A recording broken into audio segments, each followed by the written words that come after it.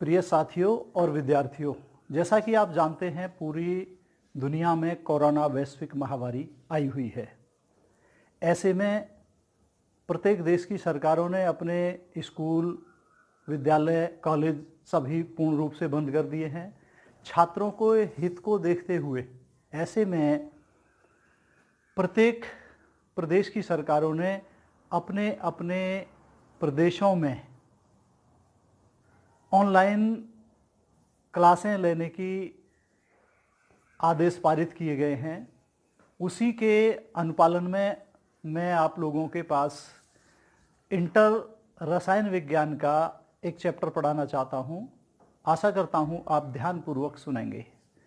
देखिए, ये विलयन नामक चैप्टर है, विलयन या सॉल्यूशन। यद्यपि मैंने क्लास 11th में ये चैप्टर आपको बहुत अच्छी तरह पढ़ाया है, लेकिन इसमें कुछ बेसिक नीड्स की ज़रूरत, बेसिक्स हैं इसके कुछ, जो आपको क्लियर होने बहुत ज़रूरी हैं।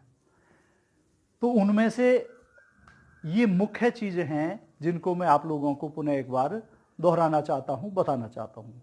जैसे विलयन या सॉल्यूशन है, दो या दो से अधिक रासायनिक पदार्थों के समांग मिश्रण को विलयन या सॉल्यूशन कहते हैं। जनरली ये जो समांग मिश्रण शब्द है ये अपने आप में बहुत विस्तृत है। समांग मिश्रण का मतलब है कि विलयन के जो मुख्य कंपोनेंट होते हैं, जो अवयव होते हैं, उनमें उनकी पदार्थों की जो अवस्था है, भौतिक अवस्था, वो बिल्कुल एक समान होनी चाहिए, अर्थात उनके अवयवी कणों की अवस्था एक समान होनी चाहिए।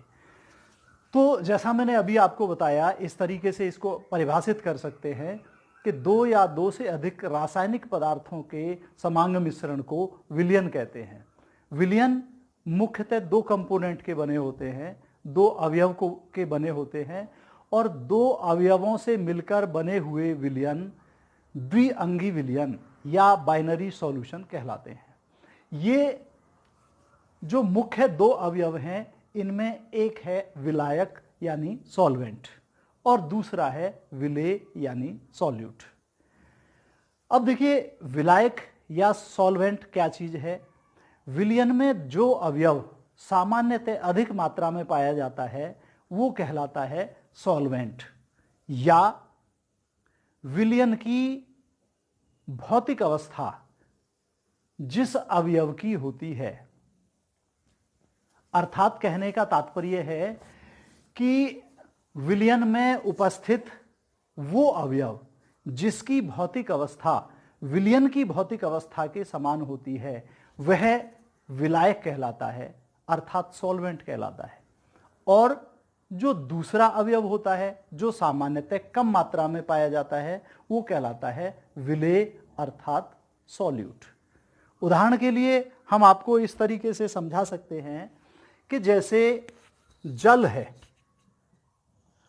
प्लस नमक, तो ये नमक का जलीय विलयन, नमक का जलीय विलयन,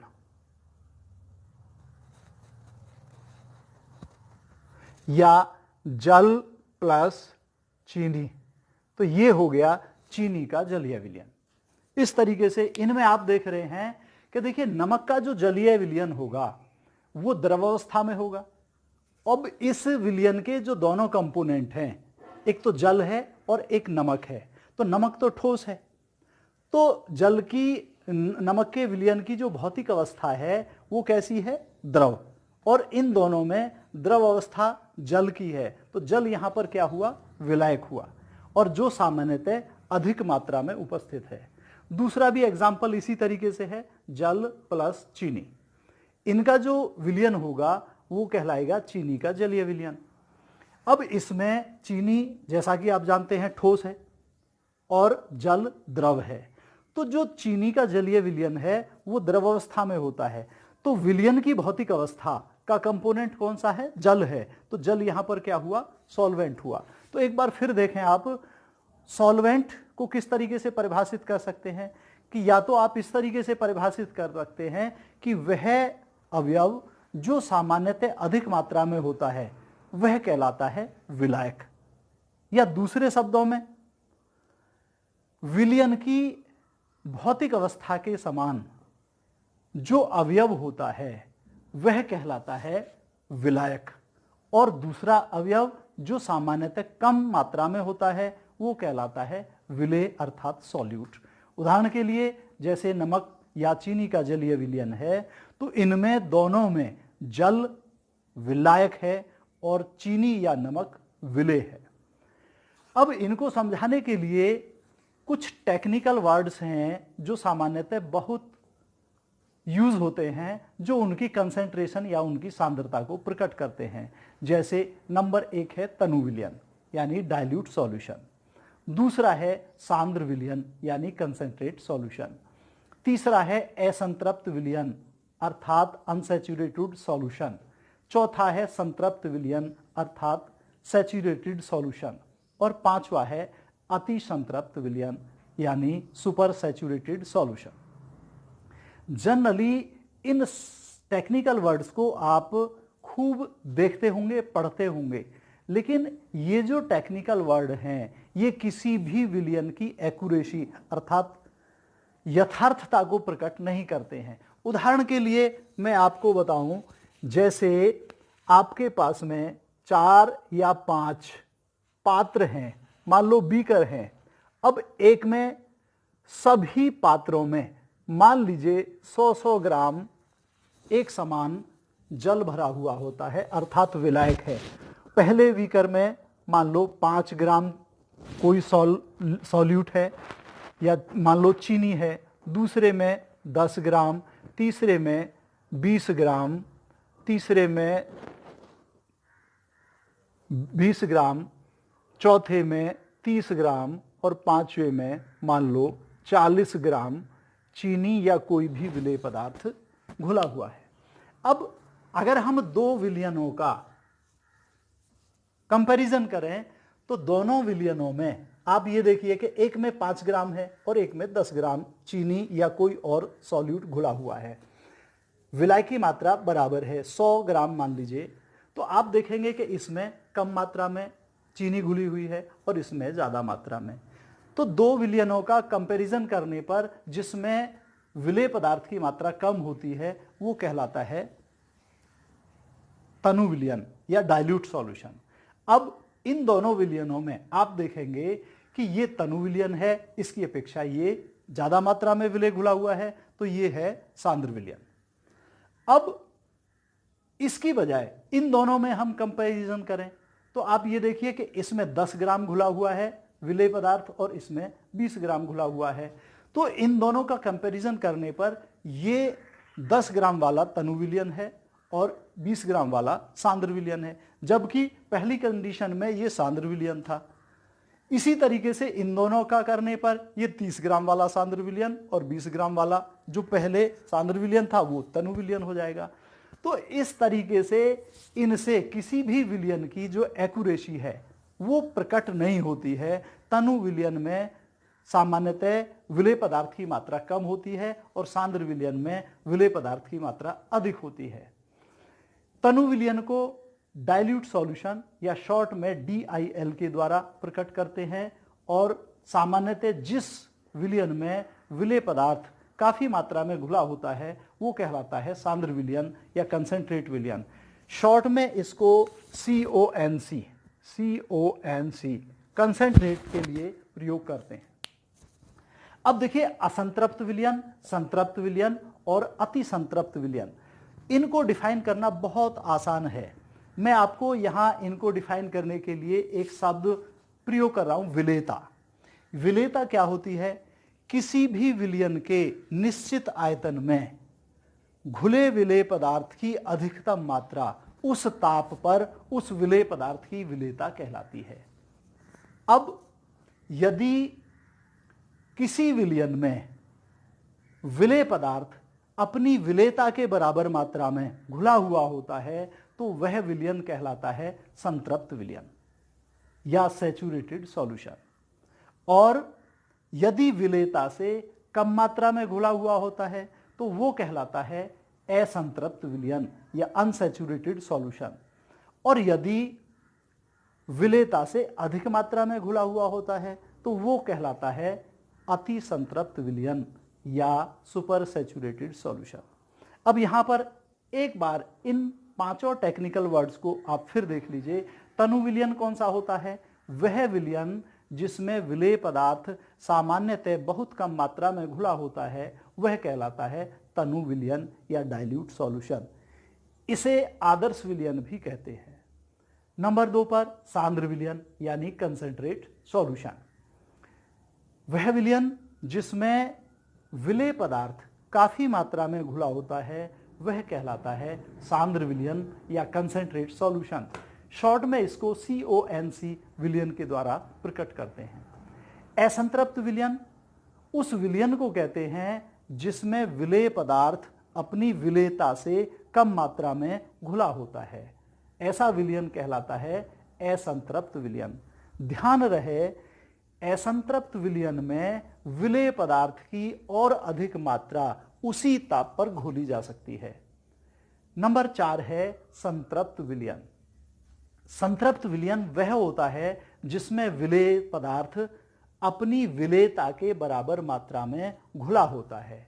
ध्यान रहे इस विलयन में विलेय पदार्थ की और अधिक मात्रा उसी निश्चित ताप पर नहीं घोली जा सकती।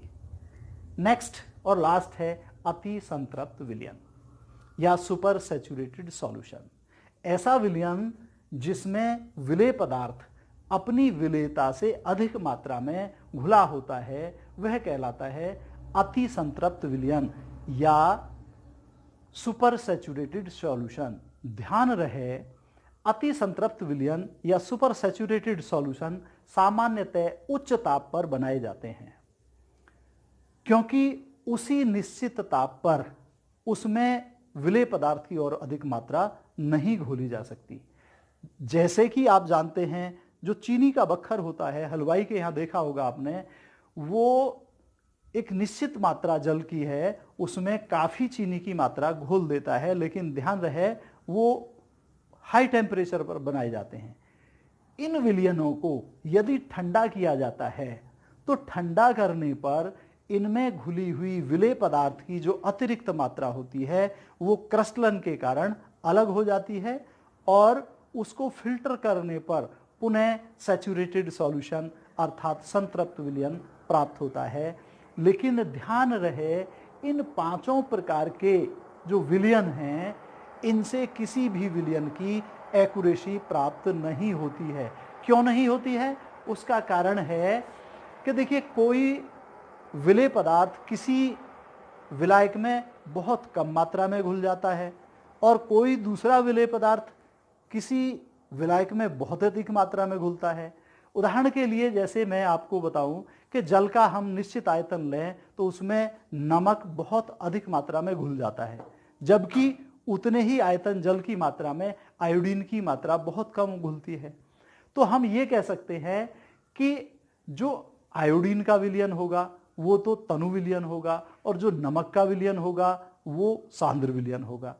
अब ये विलयन की विलेयता के ऊपर ये विलेय पदार्थ की विलेयता के ऊपर निर्भर करता है। अब हम आपको बताना चाहते हैं कि सांद्रता या सांद्रण को कितने प्रकार से प्रकट किया जा सकता है। इसको हम ऐसे भी समझा सकते हैं जैसे कि हमने अभी आपको विलेयता बताया कि विलेयता क्या होती है। विलयन के निश्चित आयतन में घुले विलेय पदार्थ की अधिकतम मात्रा उस निश्चित ताप पर उस विलेय की विलेयता कहलाती है। इसे विलेयता कह देते हैं। दूसरे शब्दों में इसको सांद्रण या सांद्रता भी कह देते हैं। या आप यहां पर देखेंगे कि सांद्रण या सांद्रता को कई प्रकार से प्रकट किया जा सकता है।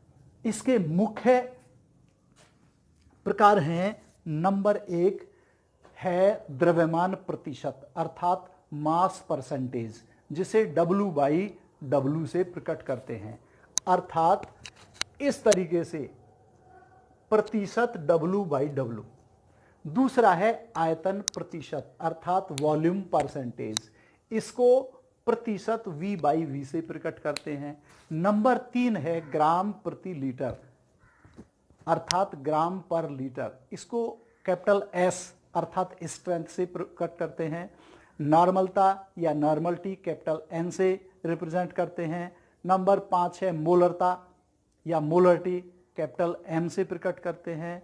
नंबर 6 है मोलरता, अर्थात हाँ यहां पर थोड़ा व्यवधान है। नंबर 6 मोललता अर्थात मोलेलिटी, स्मॉल एम से प्रकट करते हैं। नंबर 7 है फॉर्मलता अर्थात फॉर्मलिटी, कैपिटल एफ से प्रकट करते हैं। नंबर 8 है मोल प्रभाज अर्थात मोलर फ्रैक्शन, इसको मोल अंश भी कह देते हैं, इसे ची से प्रकट करते हैं। ये लैटिन भाषा का अक्षर है ची।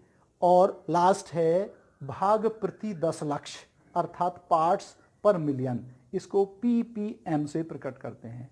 तो एक एक करके मैं आप लोगों को इनको डिफाइन करता हूं। जैसा कि सबसे पहला है द्रव्यमान प्रतिशत या मास परसेंटेज।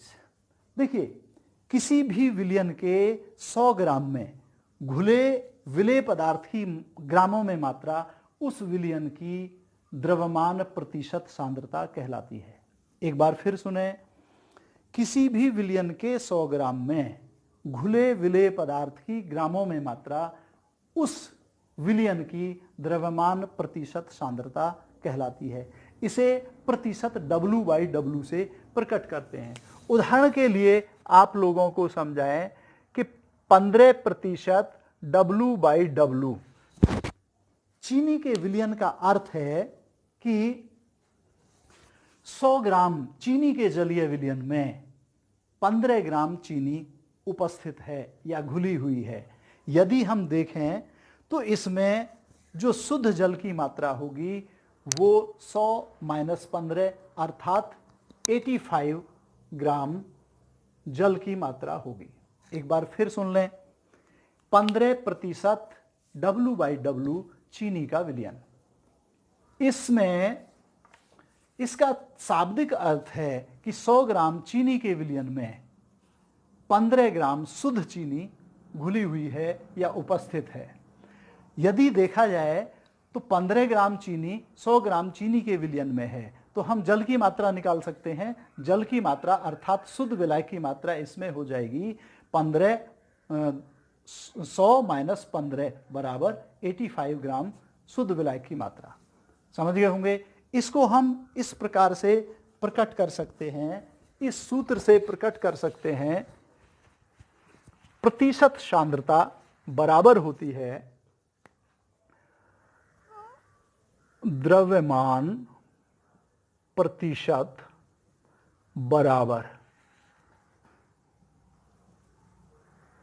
विलेय की ग्रामों में मात्रा बटे विलायक का ग्रामों में कुल मात्रा। विलायक की ग्रामों में कुल मात्रा गुणा 100। एक बार फिर देख लें सूत्र। द्रव्यमान प्रतिशत बराबर है विलेय की ग्रामों में मात्रा बटे विलायक की ग्रामों में कुल मात्रा गुणा 100। अब आप आइए आयतन प्रतिशत यानी वॉल्यूम परसेंटेज, इसे प्रतिशत V/V के द्वारा प्रकट करते हैं। जैसा कि इसका नाम है आयतन प्रतिशत। आयतन में हम व्यक्त कर रहे हैं प्रतिशत मात्रा। इसको साधारण तरीके से हम इस तरीके से डिफाइन कर सकते हैं कि किसी विलयन के 100 ml में घुले विलेय पदार्थ की मिलीलीटर में या ml में मात्रा उस विलयन की आयतन प्रतिशत सांद्रता कहलाती है। इसे प्रतिशत V/V प्रकट करते हैं। अर्थात ध्यान रखें, जैसे पहले वाली कंडीशन में दोनों का द्रव्यमान था, विलेय का भी द्रव्यमान था और विलायक का भी द्रव्यमान था, तो इसमें दोनों का वॉल्यूम है। विलेय का भी वॉल्यूम है और विलायक का भी वॉल्यूम है। तो एक बार फिर सुने, आयतन प्रतिशत सांद्रता किसी विलयन के 100 ml में घुले विलेय पदार्थ की मिलीलीटर में मात्रा उस विलयन की आयतन प्रतिशत सांद्रता कहलाती है। इसे प्रतिशत V/V द्वारा प्रकट करते हैं। उदाहरण के लिए मान लीजिए 20% V/V। एल्कोहलिक विलयन का तात्पर्य है कि एल्कोहल के 100 ml विलयन में, 100 ml जलीय विलयन में 20 ml शुद्ध एल्कोहल उपस्थित है। एक बार फिर सुनिए उदाहरण कि 20% V/V एल्कोहलिक जलीय विलयन का तात्पर्य है कि इसके 100 ml जलीय विलयन में शुद्ध एल्कोहल 20 ml घुला हुआ है। इसको हम इस प्रकार प्रकट कर सकते हैं कि आयतन प्रतिशत सांद्रता, आयतन प्रतिशत बराबर होता है विलेय का मिलीलीटर में आयतन बटे विलयन का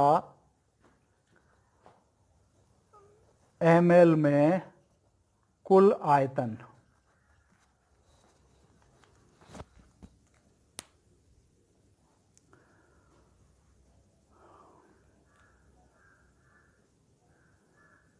आयतन प्रतिशत बराबर है विलेय का ml में आयतन बटे विलयन का ml में कुल आयतन।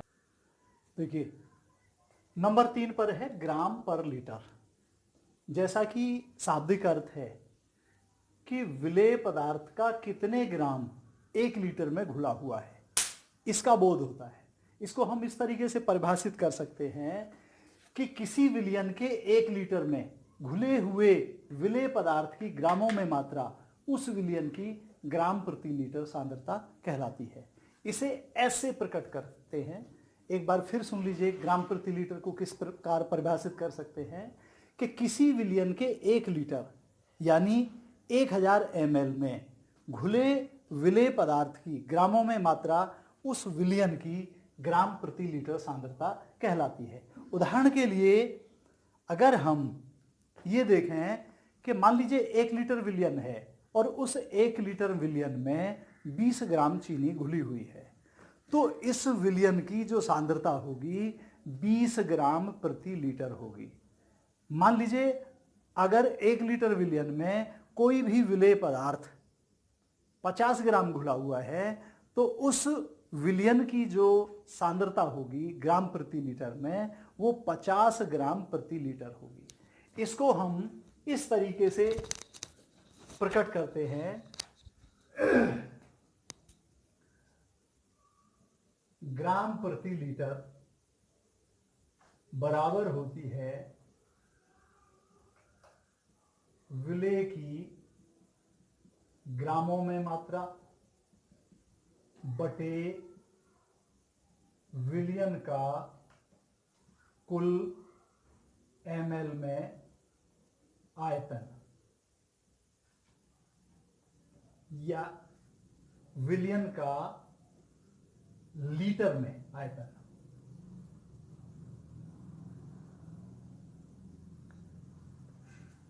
इसे ऐसे प्रकट करते हैं स्ट्रेंथ। तो ग्राम प्रति लीटर सांद्रता यानी स्ट्रेंथ बराबर हो जाएगी विलेय की ग्रामों में कुल मात्रा बटे विलयन का लीटर में आयतन। इस तरीके से। नंबर 4 है नॉर्मलता। नॉर्मलता होती है किसी भी विलयन के 1 लीटर यानी 1000 मिलीलीटर में घुले विलेय पदार्थ के ग्राम तुल्यांकी भारों की संख्या उस विलयन की नॉर्मलता कहलाती है। इसे जनरली कैपिटल N से प्रकट करते हैं नॉर्मलता को। एक बार फिर सुन लीजिए इसकी परिभाषा। किसी विलयन के 1 लीटर यानी 1000 मिलीलीटर में घुले विलेय पदार्थ के ग्राम तुल्यांकी भारों की संख्या उस विलयन की नॉर्मलता कहलाती है। इसे N से प्रकट करते हैं, कैपिटल N से। इस हिसाब से जो नॉर्मलता है, नॉर्मलता बराबर ग्राम प्रति लीटर सांद्रता बटे तुल्यांकी भार। अर्थात S/E, इसको n कहते हैं, शॉर्ट में हो जाएगा n बराबर S/E। इस हिसाब से अब यहां पर देखिए, इसका एक और शॉर्ट है, आपने देखा होगा, वो मैजिक फॉर्मूला के नाम से जाना जाता है, W बराबर NeV, या EVN कर लीजिए, एक ही बात है, बटे 1000। W है पदार्थ की ग्रामों में मात्रा, N नॉर्मलता, E इक्विवेलेंट वेट यानी तुल्यांकी भार, और V वॉल्यूम यानी आयतन, और 1000 है संख्या, ये लीटर में करने के लिए है। ये सूत्र कब इस्तेमाल होता है? जब आयतन मिलीलीटर में दिया हुआ होता है, और यदि लीटर में है तब ये सूत्र बदलकर W बराबर NeV या ENV हो जाता है। कब? जब आयतन लीटर में। तो एक बार फिर सुन लीजिए नॉर्मलता की डेफिनेशन। नॉर्मलता कहते हैं कि किसी विलयन के 1 लीटर यानी 1000 मिलीलीटर में घुले विले पदार्थ के ग्राम तुल्यांकी भारों की संख्या उस विलयन की नॉर्मलता कहलाती है, और इसे कैपिटल N से प्रकट करते हैं। अब ध्यान रहे कि यदि किसी विलयन के 1 लीटर में किसी विलेय पदार्थ का 1 ग्राम तुल्यांकी भार घुला हुआ है, तो उस विलयन को कहते हैं नॉर्मल विलयन, और N विलयन के द्वारा उसे प्रकट करते हैं। ध्यान रहे, यदि 1 लीटर विलयन में किसी विलेय पदार्थ का 1 ग्राम तुल्यांकी भार घुला हुआ है तो उसे नॉर्मल विलयन कहते हैं, और कैपिटल N विलयन के द्वारा उसे प्रकट करते हैं। यदि तुल्यांकी भार का आधा घुला हुआ है तो उसको N/2 से, तुल्यांकी भार का 5वां भाग घुला हुआ है तो N/5 से, और तुल्यांकी भार का 10वां हिस्सा घुला हुआ है तो N/10 से, और तुल्यांकी भार का 20वां भाग घुला हुआ है तो N/20 से, तुल्यांकी भार का 25वां हिस्सा घुला हुआ है तो N/25 से प्रकट करते हैं। और यदि तुल्यांकी भार का 2 गुना घुला हुआ है तो उसे 2N से प्रकट करते हैं, और यदि 4 गुना घुला हुआ है तो उसे 4N से प्रकट करते हैं। ये बहुत महत्वपूर्ण जानकारी है, एक बार फिर सुन लें आप इसको। N विलयन यानी नॉर्मल विलयन क्या होता है? ऐसा विलयन जिसके 1 लीटर में किसी विलेय पदार्थ का 1 ग्राम तुल्यांकी भार अर्थात तुल्यांकी भार के बराबर ग्रामों में मात्रा घुली हुई है, तो ऐसा विलयन नॉर्मल विलयन कहलाता है, और उसे N विलयन के द्वारा रिप्रेजेंट करते हैं। यदि उसमें तुल्यांकी भार का आधा घुला हुआ है तो N/2 से, 5वां हिस्सा घुला हुआ है तो N/5 से, 10वां हिस्सा घुला हुआ है तो N/10 से, 20वां हिस्सा घुला हुआ है तो N/20 से, 25वां हिस्सा घुला हुआ है तो N/25 से, या तुल्यांकी भार का 40वां हिस्सा घुला हुआ है तो N/40 से प्रकट करते हैं। और यदि तुल्यांकी भार का 2 गुना घुला हुआ है तो उसको 2N से प्रकट करते हैं, और यदि 4 गुना घुला हुआ है तो उसे 4N से प्रकट करते हैं। तो इस तरीके से ये हो गया नॉर्मलता के विषय में। अब मैं आपको नंबर 5 मोलरता के बारे में बताना चाहता हूं। देखिए मोलरता क्या है?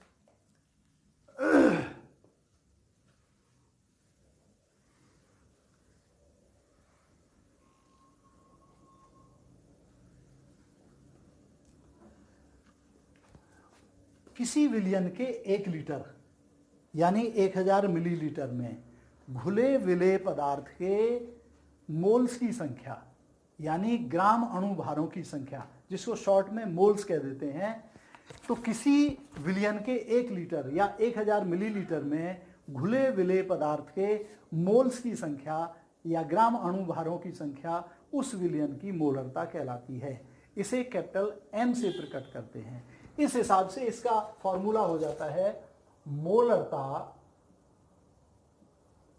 M बराबर विलेय के मोल्स की संख्या बटे विलयन का आयतन लीटर में, अर्थात विलय के मोल्स की संख्या स्मॉल n से प्रकट करते हैं और आयतन लीटर में को v से प्रकट करते हैं। इसका एक शॉर्ट में फॉर्मूला और हो जाता है जिसको हम कहते हैं कि देखिए, आप जानते हैं किसी भी विलय के मोल्स की संख्या, किसी भी पदार्थ के विलय के मोल्स की संख्या जो n होती है वो उसकी ग्रामों में मात्रा बटे उसका अणुभार, अर्थात स्मॉल n बराबर W बटे m डैश अणुभार है।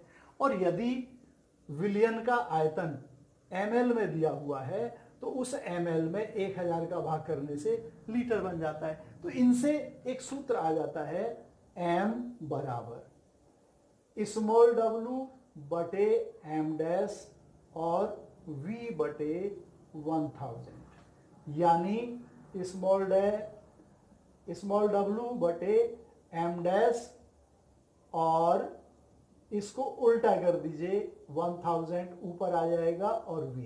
तो यहां एक फॉर्मूला मोलरता कैपिटल M बराबर हो जाएगी 1000 W बटे m डैश इंटू v। इस तरीके से यह इसी का एक दूसरा रूप है। स्मॉल w पदार्थ की ग्रामों, विलय पदार्थ की ग्रामों में मात्रा, वो बराबर हो जाएगी m into M dash into V बटे 1000। ये बहुत वैल्यूएबल फॉर्मूला है, दोनों को याद रखें। एक बार फिर सुनिए, मोलरता क्या है। किसी भी विलय पदार्थ, किसी भी विलयन के 1 लीटर या 1000 मिलीलीटर में घुले विलय पदार्थ के ग्राम अणु भारों की संख्या या मोल्स की संख्या उस विलयन की मोलरता कहलाती है। इसे कैपिटल M से प्रकट करते हैं। इसका फॉर्मूला है मोलरता कैपिटल M बराबर विलय के मोल्स की संख्या बटे विलयन का आयतन लीटर में, अर्थात स्मॉल n बटे v।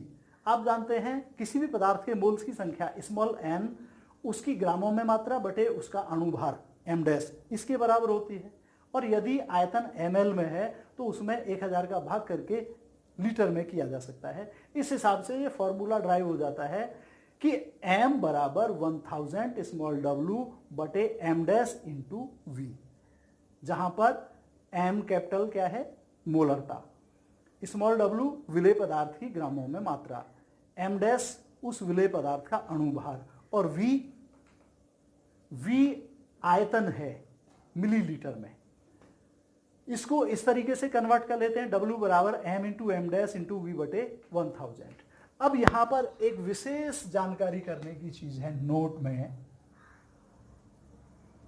कि देखिए, यदि 1 लीटर विलयन में अर्थात 1000 ml विलयन में किसी विलय पदार्थ का 1 मोल घुला हुआ है तो वो कहलाता है मोलर विलयन और उसको m विलयन के द्वारा प्रकट करते हैं। किसके द्वारा?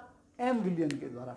ये बिल्कुल कुछ नॉर्मलिटी के समान है, आप ध्यान करना। वहां पर वो 1 लीटर में ग्राम तुल्यांकी भारों की संख्या के बराबर, अर्थात जितना उसका तुल्यांकी भार है उसमें उतने ग्राम घुला हुआ है तो वो नॉर्मल विलयन कहलाता था। यहाँ पर 1000 ml यानी 1 लीटर में 1 मोल घुला हुआ है। 1 मोल का मतलब है अणु भार के बराबर ग्रामों में मात्रा घुली हुई है, तो वो m विलयन के द्वारा प्रकट करते हैं और कहलाता है मोलर विलयन। यदि अणु भार का आधा घुला हुआ है तो वो कहलाता है m/2 से प्रकट करते हैं। यदि अणु भार का 5वां हिस्सा है तो m/5, यदि 10वां हिस्सा है तो m/10, यदि 20वां हिस्सा है तो m/20, यदि 25वां हिस्सा है तो m/25 और यदि 30वां हिस्सा है तो m/30 या 40वां हिस्सा है तो m/40। और यदि अणु भार का 2 गुना घुला हुआ है तो 2m के द्वारा, और यदि 5 गुना घुला हुआ है तो 5m के द्वारा प्रकट करते हैं। अर्थात 2m मोलरता के विलयन का मतलब है कि जितना उस विलय पदार्थ का अणुभार है उसका 2 गुना उस 1 लीटर में घुला हुआ है, या 5m का मतलब है अणु भार से 5 गुना उस 1 लीटर में घुला हुआ है। तो मेरे ख्याल में आपको ये मोलरता भी अच्छी तरह समझ में आ गया होगा। नेक्स्ट देखिए मोललता अर्थात मोललिटी। इसको इस तरीके से डिफाइन करेंगे। देखिए बहुत थोड़ा थोड़ा अंतर है डेफिनेशनों में, लेकिन ये अंतर ध्यान रखना बहुत जरूरी है। मोलरता जैसा अभी मैंने बताया आप लोगों को, मोलरता था 1 लीटर विलयन में घुले विलेय पदार्थ के मोल्स की संख्या, उसकी मोलरता कहलाती है। अब यहां पर मोललता में क्या अंतर है कि विलायक के 1 किलोग्राम अर्थात 1 किलोग्राम में होते हैं 1000 ग्राम, तो 1 किलोग्राम या 1000 ग्राम विलायक में घुले विलेय पदार्थ के मोल्स की संख्या उस विलयन की मोललता कहलाती है, जिसको इंग्लिश में मोललिटी कहते हैं।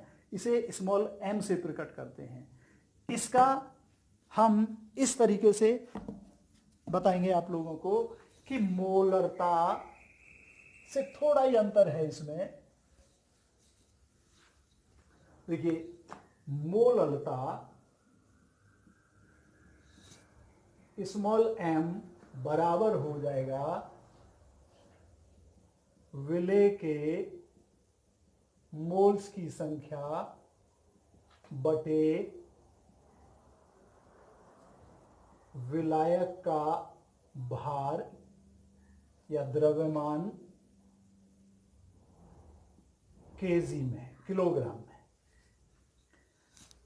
अब देखिए इसको जैसा पहले था मोल्स की संख्या स्मॉल n और केजी में जो द्रव्यमान है उसको आप जो है W के द्वारा रिप्रेजेंट कर सकते हैं।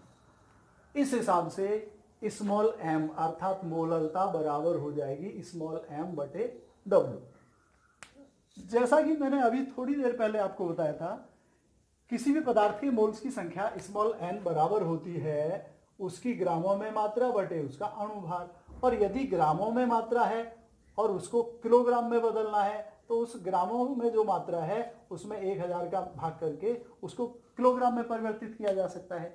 इस हिसाब से ये स्मॉल m बराबर आ जाएगी स्मॉल w बटे m डैश इंटू, ऊपर नीचे की बजाय ये उल्टा हो जाएगा 1000 बटे क्या आ जाएगा नीचे कैपिटल W। ये इसे ऐसे भी लिख सकते हैं स्मॉल m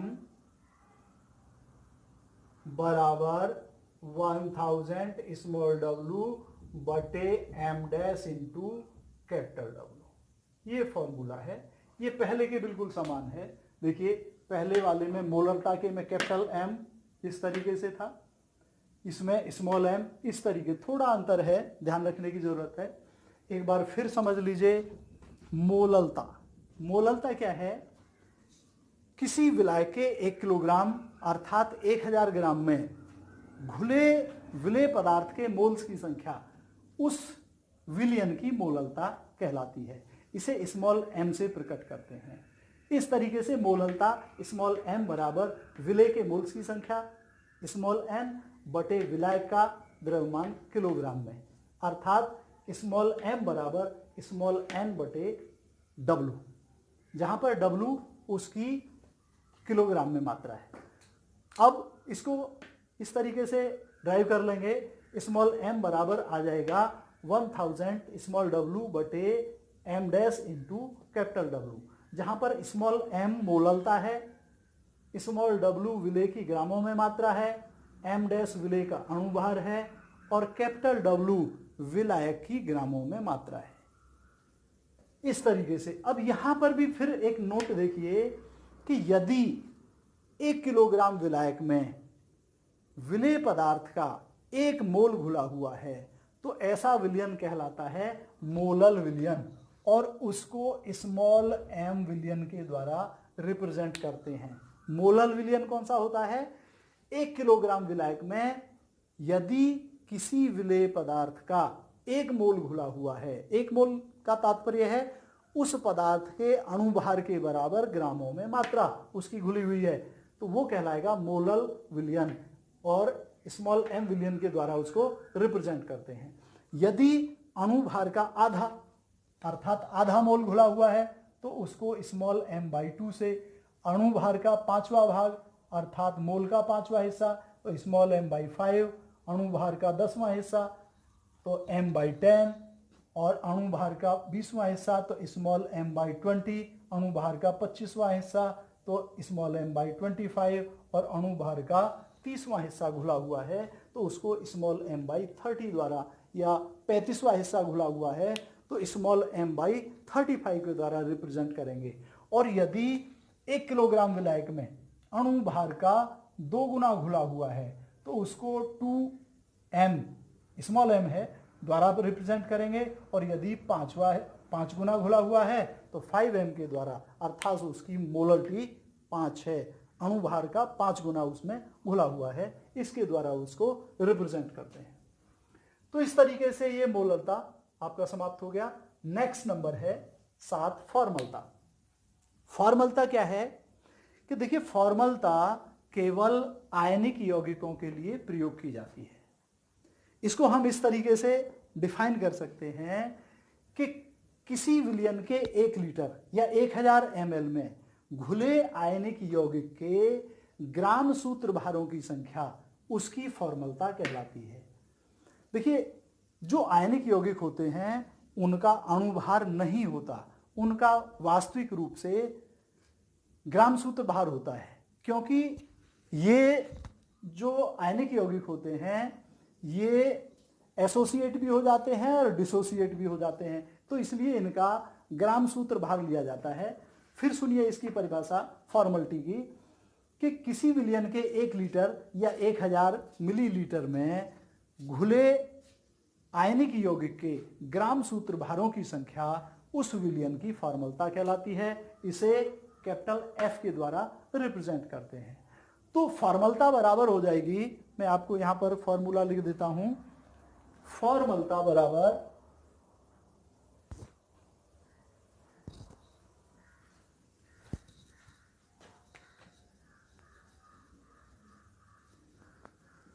फॉर्मलता कैपिटल F बराबर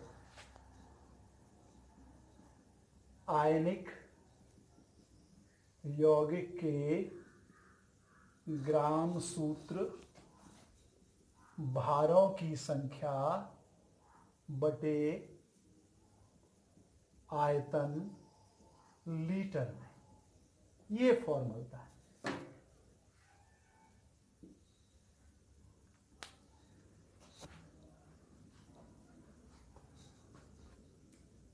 नंबर 8 पर है मोल प्रभाज या मोलर फ्रैक्शन। इसको लैटिन भाषा का अक्षर है ची, इसके द्वारा रिप्रेजेंट करते हैं। मोल प्रभाज को इस तरीके से परिभाषित किया जा सकता है कि विलयन में उपस्थित किसी एक अवयव, चाहे वो विलेय है या विलायक है, के मोल्स की संख्या और संपूर्ण मोल्स की संख्या के अनुपात को उस अवयव का मोल प्रभाज या मोलर फ्रैक्शन कहते हैं। अब आप जानते हैं कि विलयन के जो 2 कंपोनेंट हैं उनमें एक होता है विलेय और दूसरा होता है विलायक। तो मान लीजिए विलेय का ची बराबर हो जाएगा विलेय के मोल्स की संख्या बटे विलेय के मोल्स की संख्या प्लस विलायक के मोल्स की संख्या।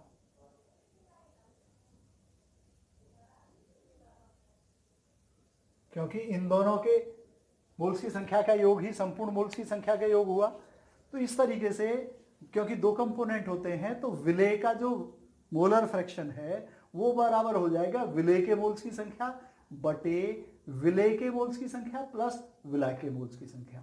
माना विलेय के मोल्स की संख्या स्मॉल n है और विलायक के मोल्स की संख्या कैपिटल N है, तो इस हिसाब से विलेय का जो ची होगा वो बराबर होगा विलेय के मोल्स की संख्या स्मॉल n बटे विलेय के मोल्स की संख्या स्मॉल n प्लस विलायक के मोल्स की संख्या कैपिटल N। इसी हिसाब से जो विलायक है विलायक का ची। ये विलायक का ची होता है विलायक के मोल्स की संख्या, विलायक के मोल्स की संख्या बटे संपूर्ण मोल्स की संख्या, अर्थात विलेय के मोल्स की संख्या प्लस विलायक के मोल्स की संख्या, यानी कैपिटल एन बटे स्मॉल प्लस कैपिटल एल। ये हो गया विलायक का ची। ध्यान रखें कि किसी भी विलयन के लिए जो मोल प्रभाज है वो 1 हो सकता है, 1 हो सकता है, अर्थात विलेय के मोल्स की संख्या प्लस विलायक के मोल्स की संख्या, इन दोनों का योग 1 हो सकता है। इस हिसाब से हम ये भी कह सकते हैं कि विलायक का जो ची है वो बराबर हो जाएगा 1 माइनस विलेय का ची, अर्थात विलेय का ची प्लस विलायक का ची बराबर 1। एक बार फिर ध्यान से इनको डेफिनेशन सुन लीजिए। मोल प्रभाज किस तरीके से डिफाइन करेंगे? विलयन में उपस्थित किसी एक अवयव, चाहे विलेय है या विलायक है, उसके मोल्स की संख्या और विलयन में उपस्थित संपूर्ण मोल्स की संख्या के अनुपात को उस अवयव का मोल प्रभाज कहते हैं। इस हिसाब से विलेय का मोल प्रभाज बराबर हो जाएगा विलेय के मोल्स की संख्या बटे विलेय के मोल्स की संख्या प्लस विलायक के मोल्स की संख्या।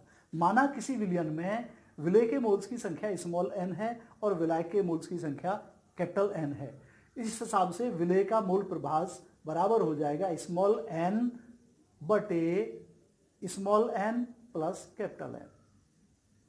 इसी हिसाब से विलायक का मोल प्रभाज बराबर हो जाएगा विलायक के मोल्स की संख्या बटे विलेय के मोल्स की संख्या प्लस विलायक के मोल्स की संख्या। अब विलायक के मोल्स की संख्या कैपिटल N है तो विलायक का ची बराबर हो जाएगा कैपिटल N बटे small n plus capital N। ध्यान रखें किसी भी विलयन में विलेय के मोल्स की संख्या, किसी भी विलयन में विलेय का ची और विलायक का ची, इन दोनों का योग 1 होता है। इस हिसाब से हम ये कह सकते हैं कि जब विलेय का मोल प्रभाज बराबर स्मॉल n बटे small n plus capital N है तो विलायक का जो ची है ये बराबर हो जाएगा 1 माइनस स्मॉल n बटे स्मॉल प्लस कैपिटल N। ये हो जाएगा। तो इस तरीके से समझ में आ गया होगा। ये ची लैटिन भाषा का अक्षर है जिससे इसको मोल प्रभाज को रिप्रेजेंट करते हैं। अब नेक्स्ट नंबर है और लास्ट है भाग प्रति 10 लाख, पार्ट्स पर मिलियन। जैसा आप जानते हैं 1 मिलियन 10 लाख को कहते हैं, यानी प्रति 10 लाख में कितने भाग विलेय पदार्थ के हैं उसके द्वारा उसकी सांद्रता व्यक्त की जाती है। ध्यान रहे जिन विलयनों की सांद्रता बहुत कम होती है, या दूसरे शब्दों में हम कह दें कि जिन विलयनों में विलेय पदार्थ की मात्रा बहुत कम होती है उनकी सांद्रता इस यूनिट में अर्थात भाग प्रति 10 लाख, जिसको पार्ट्स पर मिलियन कहते हैं, ppm के द्वारा रिप्रेजेंट करते हैं, इसके द्वारा उनकी सांद्रता व्यक्त की जाती है। इसको हम इस तरीके से परिभाषित कर सकते हैं कि किसी विलयन के 10 लाख ग्रामों में, अर्थात 10 लाख ग्रामों का मतलब है 10 की घात 6 ग्रामों में उपस्थित विलेय के ग्रामों में मात्रा उस विलयन की भाग प्रति 10 लाख सांद्रता कहलाती है।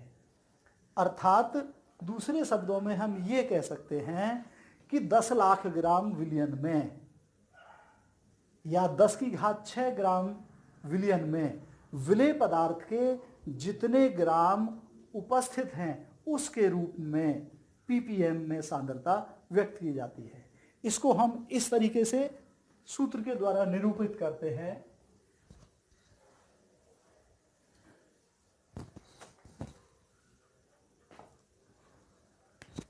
भाग प्रति 10 लक्ष, भाग प्रति 10 लक्ष सांद्रता बराबर होती है विलेय की ग्रामों में मात्रा बटे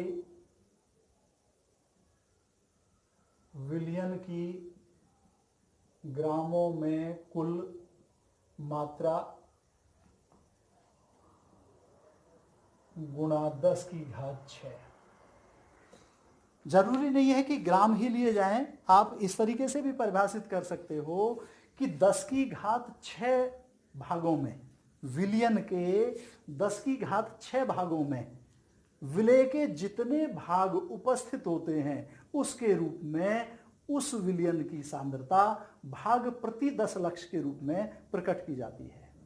इस प्रकार भी उसको व्यक्त कर सकते हैं। जैसे मान लीजिए 50 ppm फ्लोराइड विलयन की सांद्रता का मतलब है, आपने देखा होगा जैसे टूथपेस्ट होता है तो टूथपेस्ट के ऊपर फ्लोराइड की मात्रा लिखी होती है ppm में। जैसे मान लीजिए 500 ppm है। इस 500 ppm का तात्पर्य है कि 10 की घात 6 ग्रामों में, अब 10 की घात 6 का मतलब है 1 के आगे 6 जीरो, इतने ग्राम है। इसको किलोग्राम में बदलने के लिए 1000 का भाग कर दिया, 3 जीरो से 3 जीरो, ये 1000 किलोग्राम हो गया। अब 1000 किलोग्राम में कितने ग्राम है वो उपस्थित? 500 ग्राम। अर्थात 1000 किलोग्राम का मतलब है 1 टन यानी 10 क्विंटल। उस 10 क्विंटल विलयन में विलेय पदार्थ कितना है? 500 ग्राम। तो ध्यान रहे, जिन विलयनों की सांद्रता बहुत कम होती है या जिनमें विलेय पदार्थ की बहुत कम मात्रा उपस्थित होती है उनकी सांद्रता भाग प्रति 10 लक्ष या ppm में प्रकट की जा सकती है या प्रकट की जाती है। इसको हम इस तरीके से परिभाषित कर सकते हैं कि किसी विलयन के 10 की घात 6 ग्रामों में अर्थात 10 लाख ग्रामों में उपस्थित विलेय की ग्रामों में मात्रा उस विलयन की भाग प्रति 10 लक्ष सांद्रता कहलाती है। इसे सूत्र के द्वारा भाग प्रति 10 लक्ष सांद्रता बराबर होती है विलेय की ग्रामों में मात्रा बटे विलयन की ग्रामों में कुल मात्रा गुणा 10 की घात 6। तो इस तरीके से हम कई प्रकार से विलयनों की जो सांद्रता है वो प्रकट कर सकते हैं। अब आप लोगों को इस यहाँ तक जो कोई भी परेशानी है आप बेहिचक कमेंट्स भेजें और बताएं कि ये समझ में नहीं आया है तो मैं उसको आप लोगों को दोबारा समझा दूंगा। ध्यान रखें। धन्यवाद।